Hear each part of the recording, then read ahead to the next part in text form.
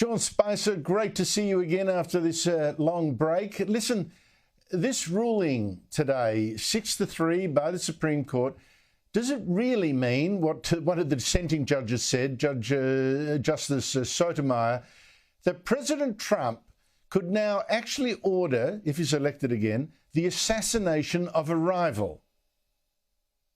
You know, I'm glad that you brought that up. She specifically referenced SEAL Team 6, the Navy's very elite special operators. And the reason that I'm glad you brought that up is that I saw a lot of activity on social media saying that this could mean something like this. That is a lie, and it's irresponsible for somebody like Sotomayor to say it, and for journalists like some in America have done, because the military will never execute an unlawful order.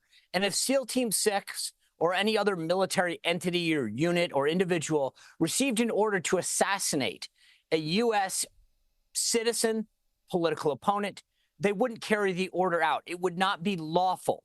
And I think that it is irresponsible for a court to perpetrate that kind of narrative on the American people and make them believe that it could be true.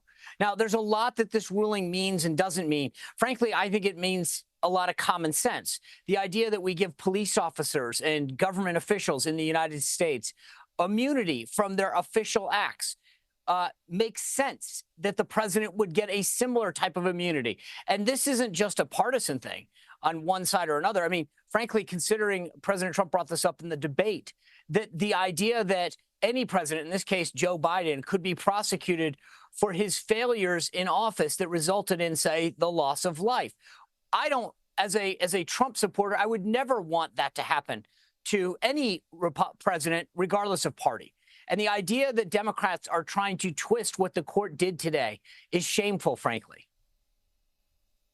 Well, I think what the judgment really did was expose what a gimcrack outfit that case against the prosecutors who pushed that case against Trump really are. I mean, the court pointed out, listen, you haven't even tried to distinguish between official and unofficial acts, and you haven't put Trump's comments in context. It seemed like a rush job to get rid of him. That's exactly. I'm glad you spot on there. I think the time away has made you even smarter, because this is exactly this is the point, that you get this from all the way in Australia, and so many people in America don't. Why wouldn't the case against Trump, if you felt strong, should be that he wasn't making any of these acts as an official in his official capacity as president. I'm a non-lawyer. I didn't think that was I mean, that to me seems like a pretty smart strategy, and yet they clearly were so bought into the idea of trying to make it that it didn't matter. That shows you how weak the case is. But the idea that a president of the United States acting in their official capacity could be found criminally negligent after leaving office is absurd. And I don't care what party you're a member of here in the United States. You should not want that to happen. You should not want a prosecutor in some random county in America going after you because an official act resulted in, say, the loss of life of an American citizen, unfortunately. This is not how we should be operating. And if Joe Biden really wanted that to happen, I would be very concerned about his well-being after he left office.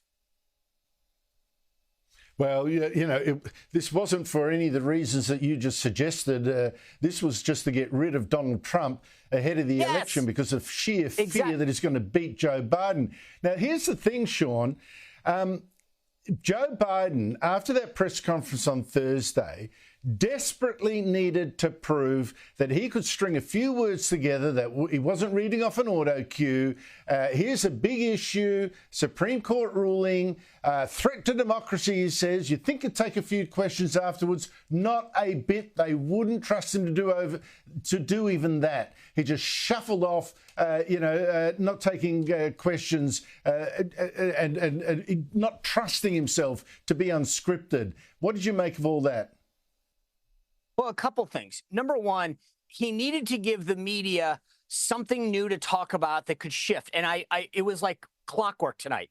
The second he left the lectern there, the podium, They all said, oh, that was the Biden we knew. He's back. He just needed to give them a new talking point. They were desperate. The New York Times and CNN needed something to say to pivot away from that disastrous performance last Thursday. So that's number one. Number two, I remember when Democrats and the media were outraged with President Trump using the White House for political acts. Tonight, he gave a primetime address and asked for television time, which is the prerogative that's only reserved pretty much for presidents, to give a full-throated attack on our judiciary and the president and his the former president, his political opponent.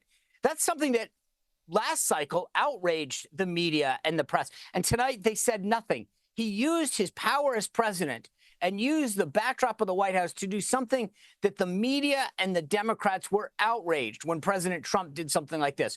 But no mention of that at all tonight. It was pretty shocking to see how quick that the tables turn. Not only that, as I said, I mean, when you attack the judiciary, apparently it's okay if you're attacking it from the left. But when folks on the right do, gosh, then democracy is under attack.